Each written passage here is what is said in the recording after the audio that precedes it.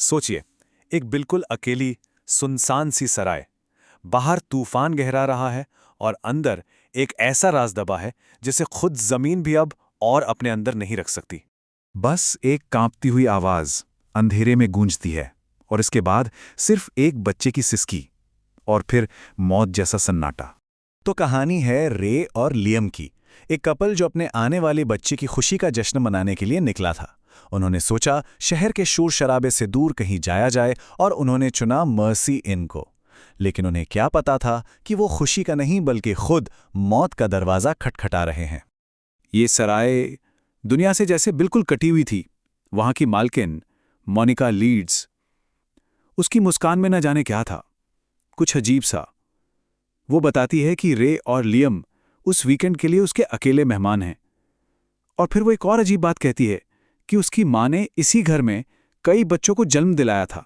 बस यहीं से हवा में एक अनकही बेचैनी घुलने लगती है। जो जगह सुकून के लिए चुनी गई थी वो बहुत जल्द एक जीती जागती कब्रगाह में बदलने लगती है। रे को यह महसूस होने लगता है कि इन दीवारों के पीछे कुछ है, कुछ ऐसा जो शायद अब भी जिंदा है। और फिर एक रात रे के साथ कुछ ऐसा होता है जो उसकी रूह कपा देता है। उसे लगता है जैसे बिस्तर के नीचे से किसी ठंडे हाथ ने उसका पैर जकड़ लिया हो। इसी बीच लियम को एक अजीब सी मशीन मिलती है। जब वो मोनिका से पूछता है तो वो बड़े आराम से कहती है कि ये तो बस एक घोस्ट बॉक्स है, खेल की चीज, एक ऐसा खिलौना जो मुर्दों की दुनिया का दरवाजा खोलता है। रे का खौफ अब यकीन में बदल रहा था। उसे ऐसा लगने लगा था कि ये घर सिर्फ घर नहीं है, ये उसके अतीत को, उसके जख्मों को जानता है। जैसे इस घर और उसके बीच कोई बहुत ही भयानक पुराना रिश्ता हो। और तभी सच की पहली परत उठती है। पता चलता है कि यह सराय सालों पहले बिन ब्याही माँओं के लिए एक मैटरनिटी होम हुआ करती थी। इसे चलाती थी मोनिका की माँ, मदर रोज। एक ऐसी जगह जो बाहर से तो पनाहगाह थी, पर अंदर न जाने कितनी मासूम जिंदगियों को दफनाया जा चुका था।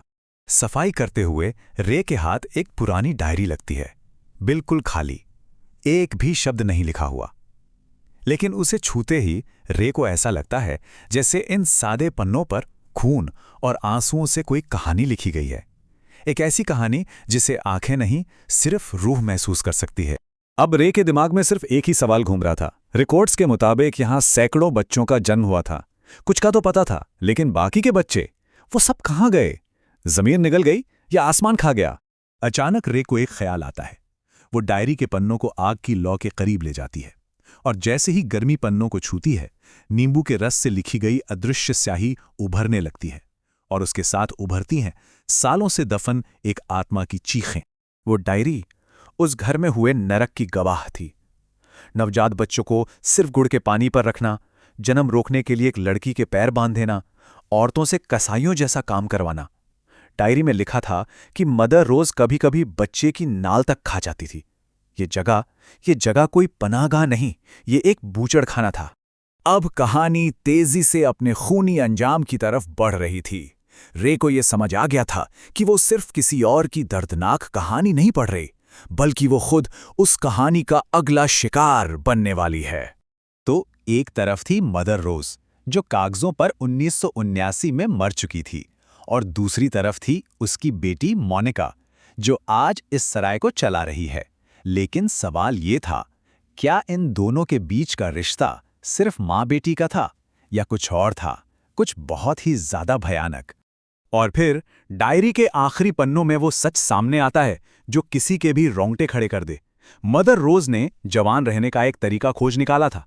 वो नवजात बच्चों का खून खुद को इंजेक्ट करती थी, एक ऐसा शैतानी नुस्खा जिससे वो मौत को भी धोखा दे रही थी। जब रे कांपते हुए मोनिका से उसकी माँ के इन गुनाहों के बारे में पूछती है तो मोनिका के चेहरे पर कोई शिकन नहीं आती।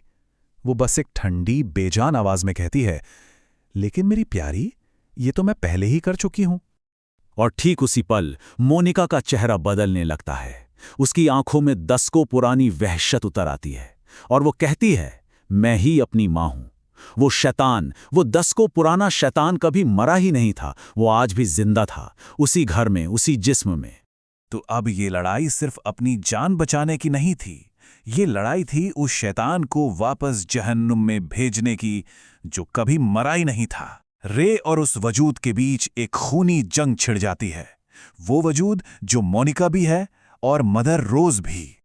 और तभी कहानी का सबसे बड़ा, सबसे खौफनाक राज खुलता है। रे कोई आम मेहमान नहीं थी, वो खुद मर्सी इन में पैदा हुए बच्चों में से एक थी। वो ठीक 42 साल पहले अपने 42वें जन्मदिन की रात इसी घर में पैदा हुई थी, जिस रात उसकी मां रेचल को बेरहमी से कत्ल कर दिया गया था।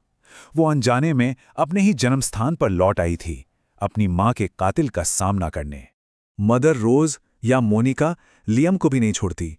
वो उसे बेरहमी से मार डालती है और उसकी आत्मा भी हमेशा के लिए उस घर की दीवारों में कैद हो जाती है। सराय को अपना एक और शिकार मिल जाता है।